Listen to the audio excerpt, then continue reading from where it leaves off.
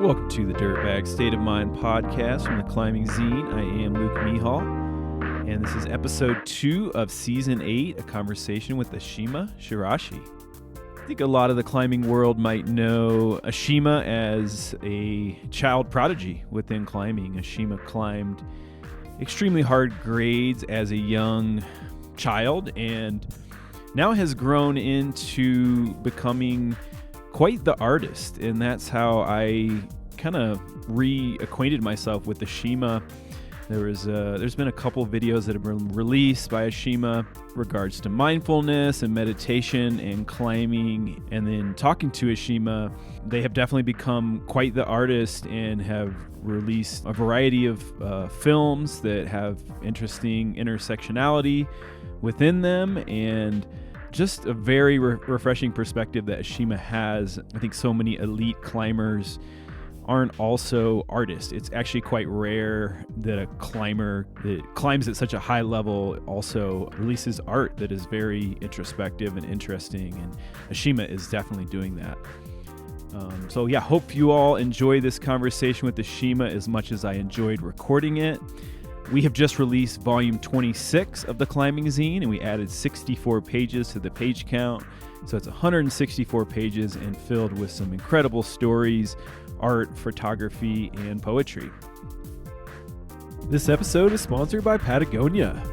Patagonia is proud to announce the Free Wall Kit, 6 pieces to help you rest hard and climb harder on the most sustained multi-pitch objectives. Designed to meet the demands of their ambassadors' evolving tactics for cutting-edge multi-pitch objectives, the Free Wall Kit prioritizes protection and recovery so you can focus on performance. Each piece is built with features to make the most of marginal rest so you can get back just enough energy for the send. Check out the full kit at patagonia.com or in our show notes. This episode is also sponsored by Kilter. Looking for a fun way to train or at home or at the gym? Check out the Kilter board. Kilter board has innovative light-up holds, progressive app, and animated functions with climbs for all abilities, and multiple layouts to choose from with large online communities for each. If you've been listening to our podcast for a while, you know Kilter has been a long-term sponsor, and now you can get a discount on a Kilter board by being a listener.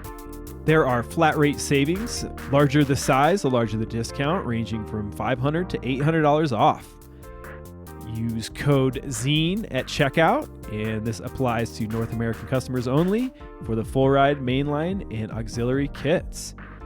For more information, check out settercloset.com and look in our show notes. All right, without further ado, let's get into this conversation with Ashima Shiraishi.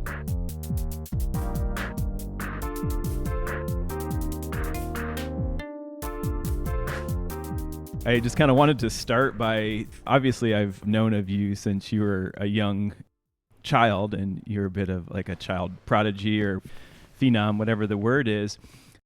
But today I was going through some of your videos and just kind of getting prepped, and I found that like when I interviewed Alex Honnold, I was, watching videos of him, and it really like made me super nervous, and just seeing him free soloing. And then I was watching your videos, about meditation and all your recent work, and it was like, oh, I actually feel more calm about this conversation. So it's really cool, the work that you've put out recently. Oh, thanks for saying that. Yeah, it's been really nice and quite healing to like explore different paths within climbing, but being able to be on the other side of the story and in having the agency to like tell stories from my own perspective. And yeah, as you said, like I think growing up there was a lot of really interesting narratives and just like media about me, but less so with my like self-agency to kind of convey and shape those narratives. So it's been really amazing to get to like share a bit of my internal world, and I'm glad that you felt in a quieter state of mind and enjoyed the meditative aspects of it. Yeah, I really did. And I know you've got several films out now, but the one about climbing and meditation and the Shinto rock worship, I had a friend who was visiting me, and she was watching kind of like climbing videos nonstop on a loop, and she watched that one about you, and I was like, oh, this is really cool, and it's cool to see where Ashima is at with their perspective on climbing right now. Yeah, I appreciate that. I sometimes like waffle like back and forth on my personal relationship with climbing, and I think deep down I know that this is the direction that feels really aligned with what I want to do. And it's just kind of been like a long journey that I've been having with climbing. And I think sometimes it can be a little nerve-wracking to like step out of what seemed like a very obvious path. At the same time, I feel like my experience and relationship with climbing has been so much more augmented and enriched that can't really think of any other way of doing it. I love that. I love that. Well, if you don't mind, I'd love to just kind of go back to the beginning with your first memories of climbing and how it all started for you. Yeah. Going back in time, I started climbing in Central Park in the heart of New York City. At the time, at least, climbing was pretty fringe and pretty hard to do in New York because there weren't many climbing gyms. But there happened to just be this one boulder in the center of Central Park called Rat Rock, and right next to it, just coincidentally, I used to go to this playground every day. I just like saw some people climbing this boulder right next to the playground, and was like super intrigued by what they were doing, and it didn't really make much sense for like a 6-year-old to like see people really fighting gravity and choosing paths of climbing up the stone that were harder than it needed to be. So I think it just was like super confusing for a child's brain, and that drew me in. And I was super lucky as well because the main steward and like guardian of that rock was this older Japanese guy named Yuki, and he became like my mentor and really like showed me what climbing was, and for him it was very much like an art form. Yeah, he was the person who like shaped my original relationship with climbing, and to this day I think that's the lineage of climbing that I want to take with me and pass on. And he was also, sorry, I'm going on this side tangent about great. Yuki. But he was actually like so influential within the New York City climbing scene in the early 2000s because he actually taught so many people how to rock climb who were just like taking a walk in Central Park and stumbled upon this boulder. I know a few other people who are still climbing and they were introduced through him. But he was also this gardener, so he definitely like took this philosophy of gardening and like tending to the landscape with the boulder. So yeah, he was this like Zen monk who also happened to rock climb and treated this boulder with a lot of reverence and respect. That's so fascinating. Most of my climbing career has been in Colorado, and my brother actually lives in New York City. And I know you're from New York City. I know there's climbers from there, but it's just such a fascinating place for you to come out of in the beginning. And then there's also this guy Yuki, which I've never heard of him. He sounds like very, very interesting person, but like what a unlikely place for it to. Does it feel unlikely for you when you kind of, because it seems like you have traveled the world and climbed all over. What's your perspective now, looking back, almost 20 years ago, and seeing where it began? Does it feel unlikely, or does it seem natural to you? Yeah, that's a good question.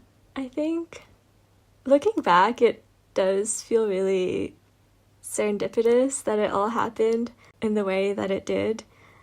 just in that time frame, because now climbing has really grown so much, and there's climbing gyms everywhere, and like everyone in New York City even climbs.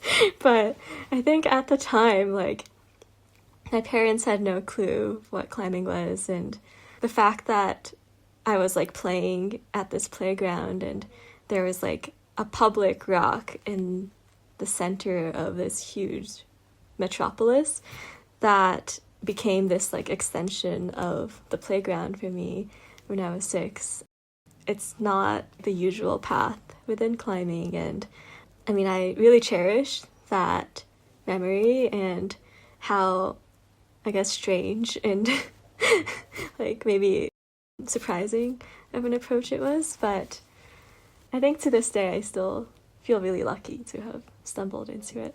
You know, I have nephews that are 6 years old, and I just took them to the climbing gym for the first time, and they can barely focus for like very small amount of time to even climb. So it's just so fascinating that that's how you start. You were able to grab onto it at such a young age.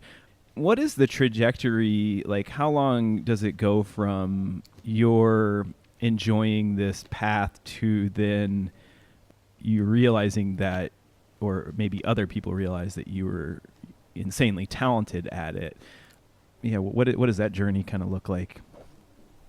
I guess I started in the summer of 2007, and I became really obsessed, so I would go climbing there every single day, like at least 5 days a week. And I was going until the late autumn and into the, maybe not winter because it was really cold, but after this, like these few months over the summer, I went from like not being able to climb anything because I was tiny and like could barely reach the holds, and like it took me a whole week to do the easiest climb on the boulder, which is this like V0. But that was like a huge, like, it felt like I had climbed on top of the world, and I just kept doing different climbs on this little chunk of the bedrock of the city. And at the time too, like the climbing community was really close-knit and small, so everyone was like super supportive and welcoming towards me. And I transitioned into one of the only climbing gyms in the city, which was called Manhattan Plaza Health Club, and that was like a really small gym, but where a lot of the core community kind of went to. So I think by then there was like a competition coming up, and I like entered into that, and I like won the kids category, which was like not huge obviously because there aren't that many climbers who are like young in New York at the time. But I think within a year or so I started doing competitions more, and also obviously climbing at Rat Rock. And I was climbing with Obi Carrion, who is a legend, and he was in Rampage, and he's kind of been like a big hero of mine growing up, or I was still like 6 or 7, so with the few films that I had seen, he was like someone I really looked up to, and he happened to live in upstate New York, so I would go visit the climbing gym he worked at, and we kind of developed this like coaching relationship. And I think when I was 8 years old, so 2 years after I started climbing, I had my first big like outdoor climbing trip, which was in Hueco Tanks. And you're how old at this point? I was 10. No, 8. I was 8 years old. Yeah, and I think that was probably the first experience where people maybe became aware of me as a climber, because that's when I was able to climb a V10, like Power of Silence. And I think that like turned into becoming like the first or the youngest ascent of that grade. that was like the start of things starting to roll within climbing for me. Yeah, I think I remember reading about that in like a climbing magazine or Rock and Ice or something. Yeah, it was super bizarre because for me, like, it was just play, and I wasn't aware of like the significance of it and why doing that specific climb mattered. But yeah, that was a really fun trip, and yeah, I have a lot of like beautiful memories climbing in Hueco. So What did you enjoy the most about that time period? Did you enjoy competitions? Did you prefer to be on rock? When you think back about those days, what are the best memories and what you enjoyed the most? I think it would still be the community in New York City. I think I really took it for granted how unique of a community the city has, and especially at that time when there weren't so many climbers, everyone just congregated at the same places, and I just felt so held by the people, and it was surprisingly quite diverse. And I think I came to understand how special and important that was when I started to travel and like travel for competitions and, you know, outdoor climbing, and seeing the difference in like demographics and also the difference in backgrounds. So yeah, whenever I got to go back to Rat Rock or go climb even at the small local climbing gym, it made me really happy, and it made me happy to like kind of see other people get excited by my growth as a climber, and they truly like taught me so much and shaped me to become who I am. So as you're progressing and you're getting, you know, more attention for the climbs that you've done, was it still kind of baffling that there was attention to it because it was just natural for you? How did that feel when you're continuing to push boundaries and do these harder climbs?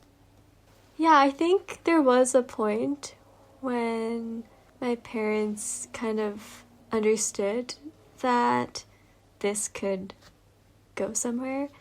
And I think that's when it turned into something that felt like more of a job, even though I was quite young. By the time I was like, 9 or 10, we were shooting real rock. And by then I was also doing youth national competitions, and there was a lot of pressure building as I kind of climbed up this ladder within the climbing world.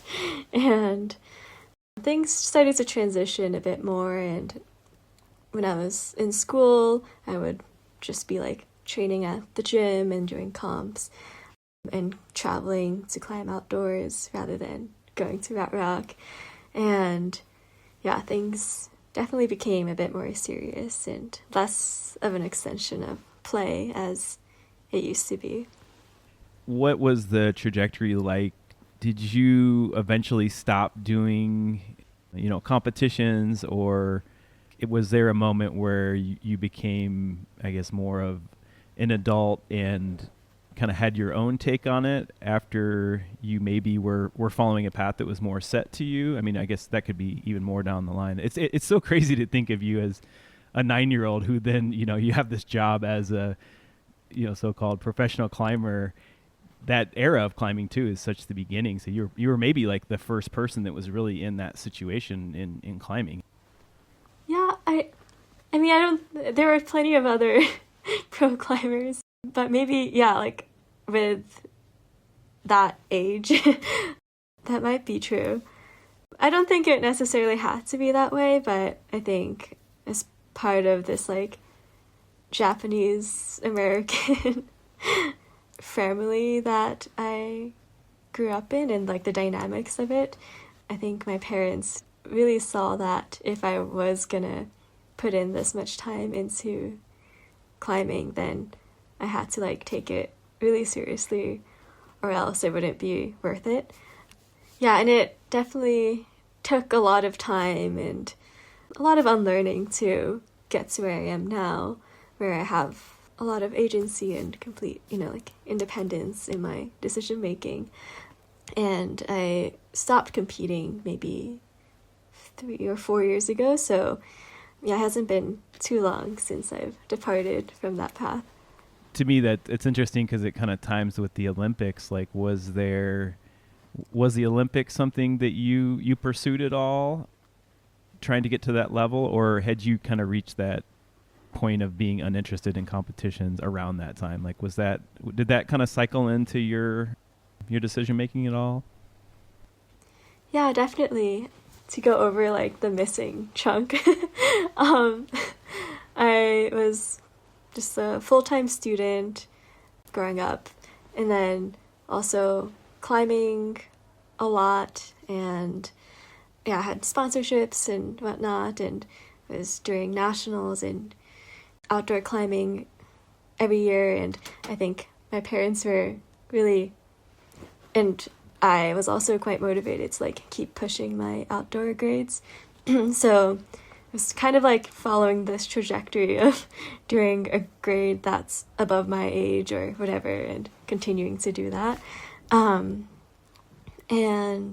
by the time I was 15 or so, I was able to start entering the World Cup circuit as an adult, or the adult circuit. And the comp schedule consumes a lot of your time, so it burnt me out after a few years of that. And I think by the time the Olympic qualifiers came, I was then training for all 3 disciplines, because for the 2020 games it was the combined format, and I'm really not suited to do speed. And I was always exhausted because I was trying to like gain enough power to do that. I don't know a ton about speed climbing. Like, are you doing cardio as well, or are you just working on that particular route, or what did that kind of training look like for you? With speed, it's like the same climb that you do, and you just try to get to the top as fast as possible. And yeah, the training was very much like track and field, I think, because you just need so much like explosive power, and it was like a whole different world.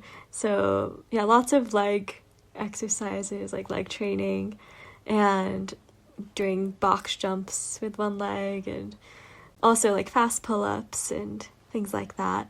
Sometimes even like sprints, and yeah, a lot of off the wall training. I did some of the qualification comps, but didn't make it. So I think after that experience, I kind of stepped away from that level of competition. But then right after COVID, I was doing some more competitions and mostly doing like lead World Cups in France. So it was nice to return actually to just doing lead and not having to combine the training with speed climbing. And did they eventually change that format? Like you can just enter one category now, is that right? I think for the previous one, they separated speed and lead and bouldering were combined. But for the next one, it will be separate again. But I'm honestly not so clued into the comp scene, so yeah, I'm not 100% sure. It seems like you're forging your own kind of path right now, and I want to get to that in your most recent films here in a bit. But yeah, it definitely seems like you're forging your own path, and from someone who's always seen your, this is the first time we've ever talked, and from seeing your path kind of outward and then looking in, it's really cool that you're like, what you're doing to me just seems really admirable, and also makes me happy that you're finding your own, kind of creative path in climbing. Oh, yeah, I really appreciate it. And it's amazing to like follow the path of what you're leading with the zine as well. And I've been following it for a few years, and I'm grateful to be connected with you now. Yeah, likewise. Yeah, that's because that's what I try to do with the zine as well, is have it be a format. And I was looking at your website, and it seems like you've contributed to a couple zines in the past, huh? Yeah, they were mostly like little self-published projects for fun. I mean, that's how the climbing zine started. It was just like stapled together, black and white, like 30 pages or something, and it grew into what it is today. But yeah, our original ones were. Yeah, I'm guessing those are the ones you created. Like it seems like zines are kind of big in New York City. Yeah, they're huge. The self-published ones. Like whenever I meet people that know about zines that are other zines other than the climbing zine, they're always from like New York City or Chicago. Nice, nice. But yeah, in any time you want to, contribute to our zine, I know Serena has tried to encourage that in the past, but just wanted to let you know that door is open if you ever want to write something or contribute a piece of art or whatever. Cool. Yeah, we'd love to publish your work in there. Oh, that means a lot. Yeah, I would love to. It's so cool. You seem to just have a lot of different interests in life for a young person, and I saw that you wrote a kids climbing book. Yeah. We had one too. My buddy Scott Borden wrote one called Squeak about a mouse that climbs El Capitan. And when we did it, I was like, oh wow, there's so few kids climbing books. Can you tell us a little bit about your kids' book and how that kind of came to be? It was pretty spontaneous, but I was approached by a publisher, and I think we were kind of like tossing around ideas of what type of, I guess, creation to make of this. I kind of fell in love with the kids' book idea because I think growing up, my worldview was very much shaped by kids' books, and just the visual aspect of them is really beautiful. And I think kids have just such vivid and creative imaginations that it's so fun to just like get to go wild and create something that children will get to imagine and read and live in this other world. So it was a super fun process of getting to work with the publishers and the illustrator for it. It's called How to Solve a Problem, is that right? Yeah. Yeah, what's the narrative arc? It's kind of based on this like TED Talk that I did.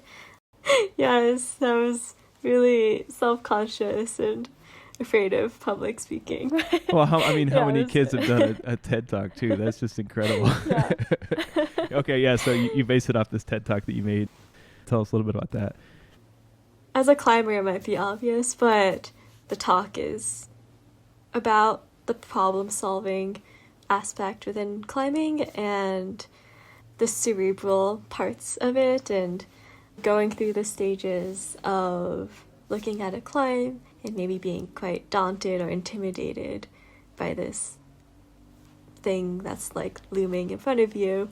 But I tell this story of like breaking it into little pieces and like seeing the holds and like the shape of the rock and connecting it to things that I see in my life, like, I don't know, like the shape of ice cream or like the shape of my dad's like draped fabric and different curves being shaped like pieces of a sewing machine. And it's like illustrated in a really quirky and colorful way to kind of map out this whole sequence within a climb.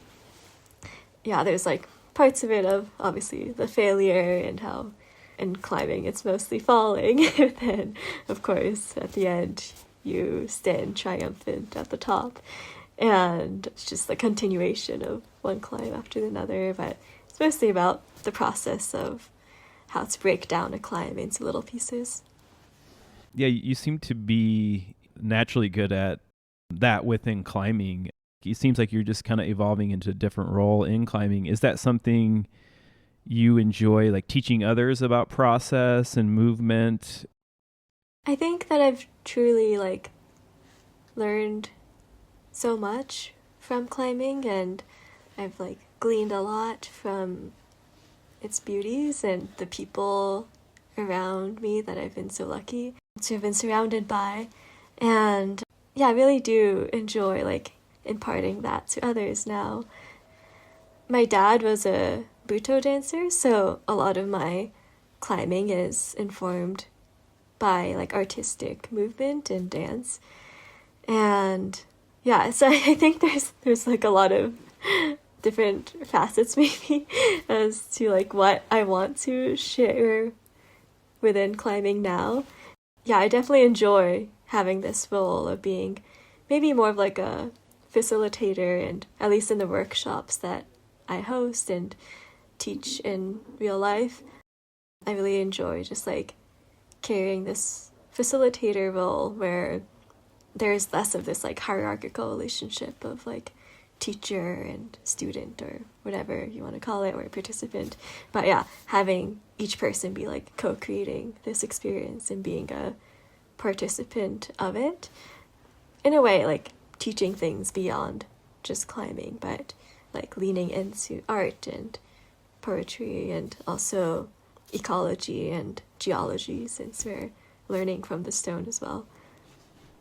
Yeah, and that really came across in, because you've got a couple films out now. You've got the most recent one you just released, Tamashi. Yes. And then the one before it is Muga. Yeah. So everything you were just talking about really came through to me in that Muga, and it was just so interesting how you presented it.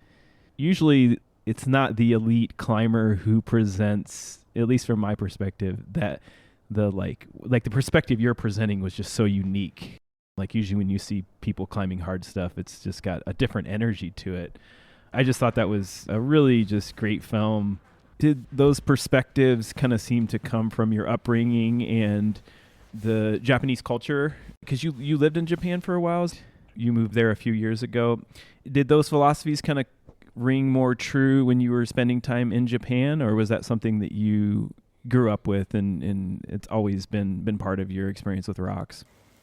I think with, the stories I share and the narrative I try to convey in Muga, I think a lot of that was inspired by like these experimental films that I was watching, but also when I was in school, I was reading some like Ursula Le Guin and also just like different narratives within like deep ecology and ecology itself, and like a lot of the interrelationships within the world.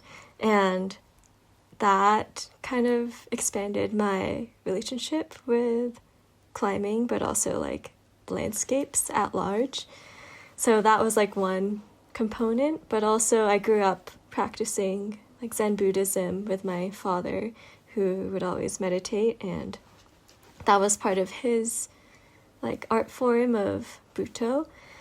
As I started to explore Zen on my own terms in my adulthood, and by joining sanghas and like Zen communities, came to understand that the philosophies that like were taught to me by my father and by my like earlier mentors were very Zen without me knowing it.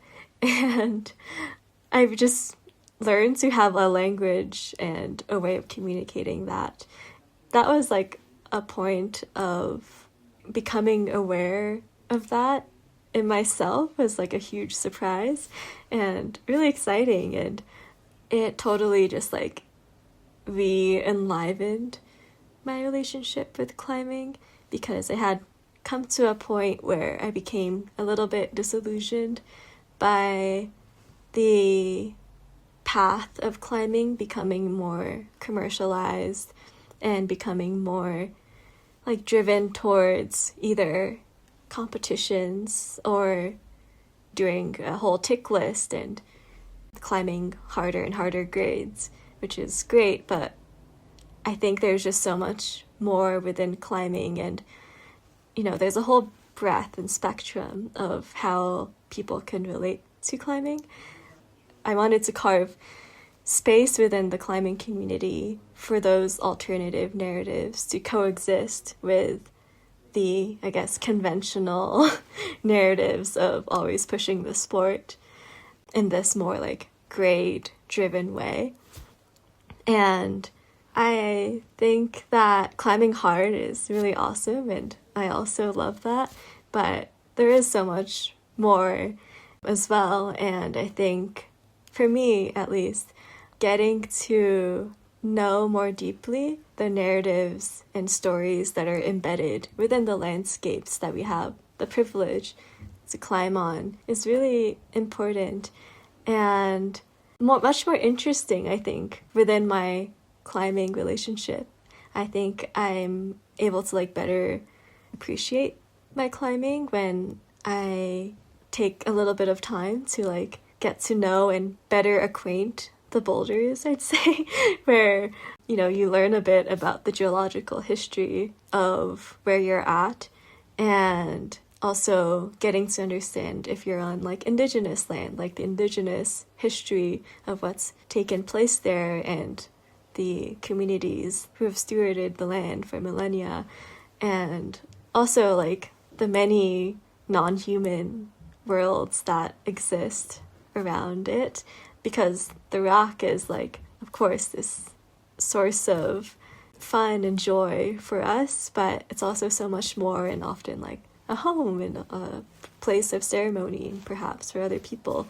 And I think just having this way of connecting to climbing has really like augmented my personal connection to it in a way that I'm really grateful for, and I'm really also just grateful that people have been so supportive of that transition and getting to combine all of these disparate worlds, because it doesn't seem so obvious, and maybe it's not what was expected, but it's a source of great joy, and getting to collaborate with friends on this journey of telling these stories as well has been like the greatest source of joy and excitement. Yeah, thank you. Wow, really well said. The most impactful line that I saw in this movie was, "Tomorrow I could lose climbing forever." I thought that was just really profound. That line just really was impactful for me. Where did that come from for you? Is that a kind of a Zen philosophy of living in the moment and being present? Maybe I was talking about Muga. Well, maybe there's a video. Yeah, you're talking about Muga. Correct. Okay. Yeah. Okay, got it. So it's like, oh, I don't remember that. Yeah, sometimes, people... Okay. Yeah, I mean, I think that's also very true. Like, I think growing up, like, I was fully consumed by climbing, and, you know, it took all of my energy and time, and like I loved the intensity of that version of me as well. But I think as part of the process of maturing, I'm coming to realize that it's okay to like have multitudes, and it's okay to also not be in this like fixed linear path and staying in one lane, as some might say. And there is like a lot of beauty in being able to bridge worlds. And also, I think I'm just very much inspired by an ecological view of life, where there are so many nodes of connection and so many interconnected and paths where different things braid into each other. And I think that's just the process of creation and climbing that has been most inspiring more recently. You just did a film with your father, and he's a Buto dancer, is that correct? Yeah. Can you tell us a little bit about your new film and the concept of that? And did it just premiere? Is that correct? Yeah, it premiered in Rotterdam at the International Film Festival in the Netherlands. Yeah, it was really fun to get to premiere it there and see it on a really big screen, which was a little shocking. And also just getting to share it with non-climber audience was really refreshing, I think. And seeing it be received so well by a lot of dancers and artists was amazing. I guess to give a glimpse into the film, it's about intergenerational trauma that's like held within the body.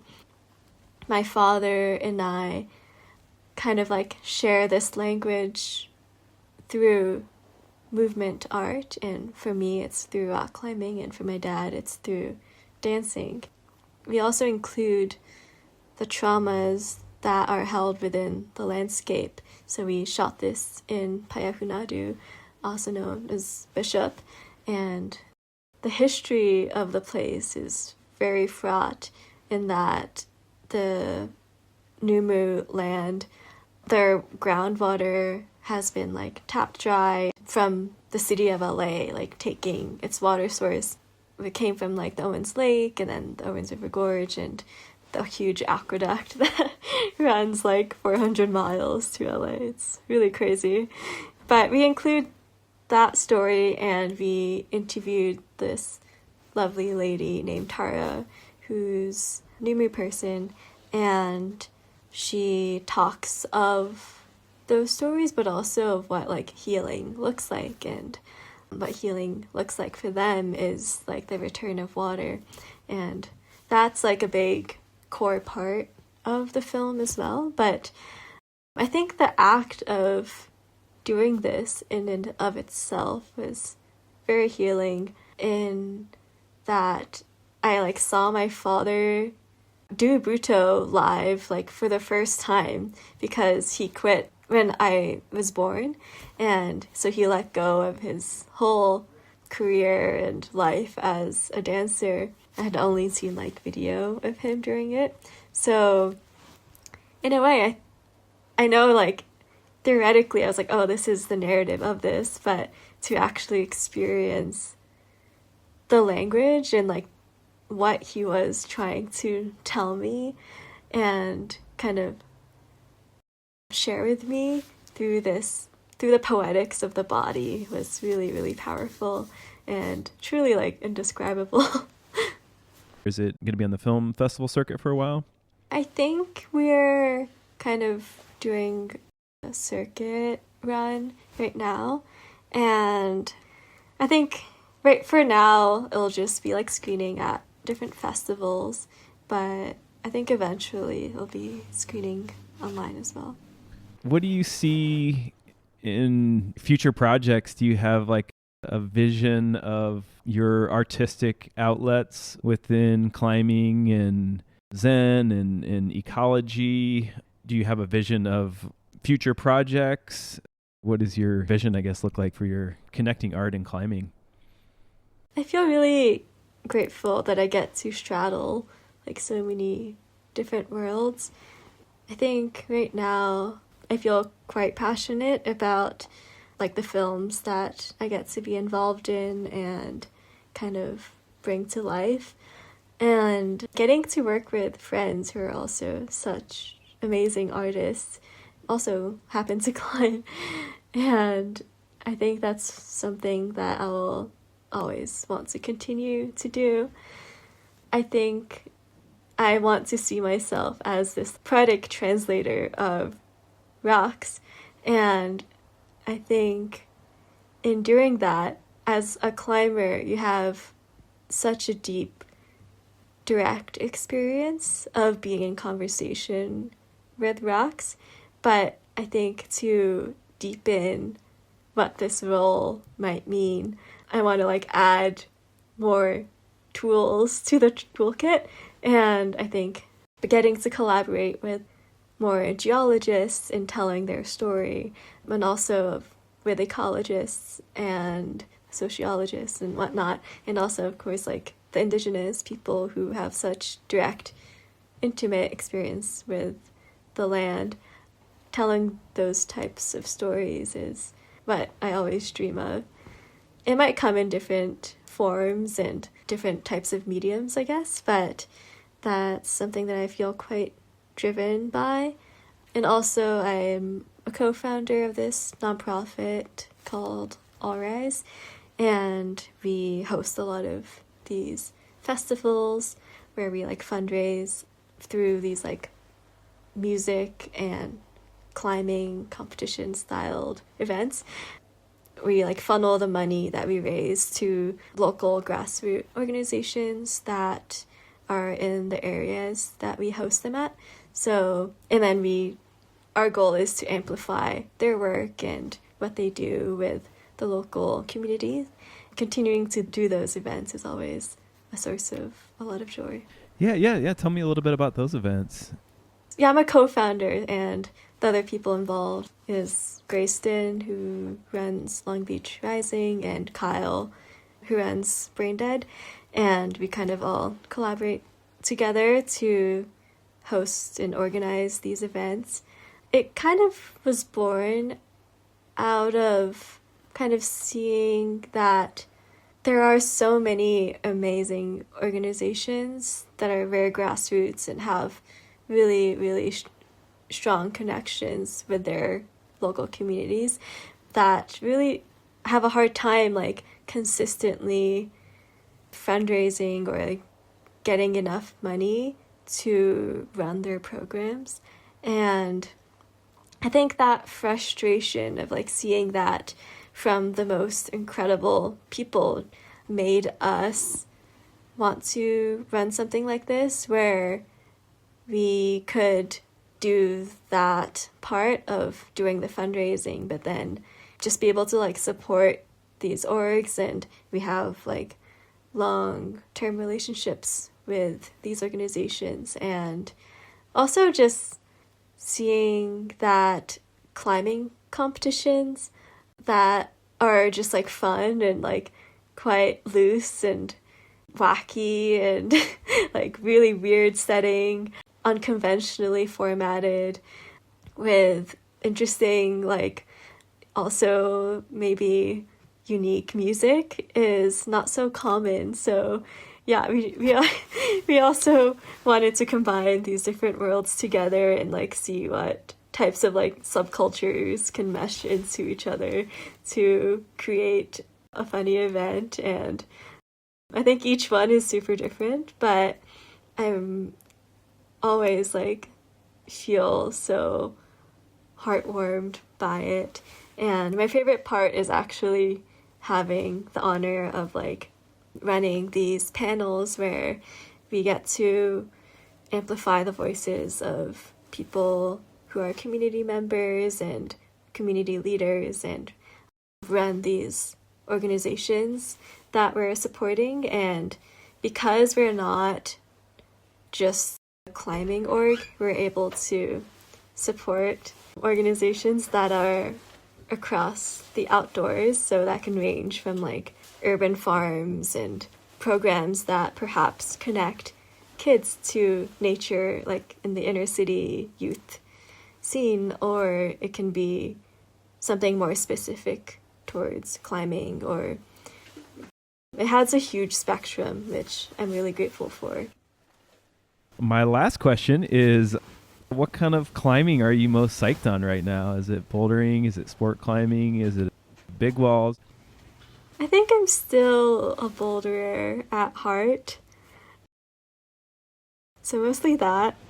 But yeah, I'm also enjoying my sport climbing and learned to trad lead for the first time in Squamish over the summer. So perhaps that will lead to new places. I think I get really exhausted from crap climbing because you just like use different muscles, but I would like to learn it more and yeah, do more of it. I'm really, really grateful for you for taking the time out of your schedule and making this happen. And it's really fun to get to know you in this way. Yeah, same here. Maybe we'll cross paths in real life soon. Absolutely. That would be awesome. And yeah, I hope to work with you in a creative way in the future as well. Same here. Yeah, it was a pleasure to have you on, and I hope the rest of your travels in France go well. Thank you. Thanks. I'm about to go on the rocks here in a little bit. So, Nice. yeah, thank you so much for your time and your energy and everything you're doing for our climbing community. It's really cool to see what you're doing.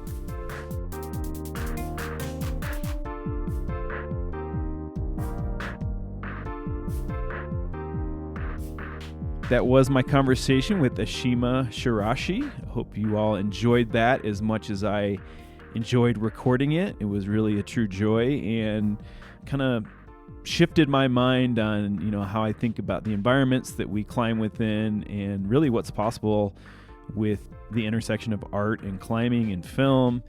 Something that to me was just a very refreshing conversation to have.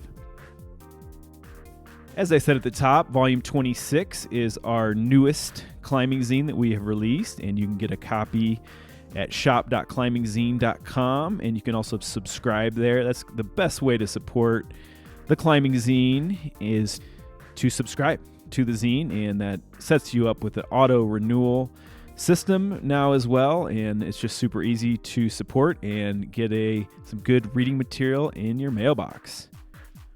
We also have a Patreon, and if you sign up, that's a good way to support the podcast directly if that's what you're into. And we'll hook you up with stickers, zines, shirts, kind of based on your level of support. Music from this episode is by Devin Dabney. Devin Dabney also has a piece in the new climbing zine, a nice, interesting critique of what makes a professional climber in the climbing world. Our digital editor and producer is Chad Rich. And signing off from springtime in Durango, Colorado, I'm Luke Mihal. Peace.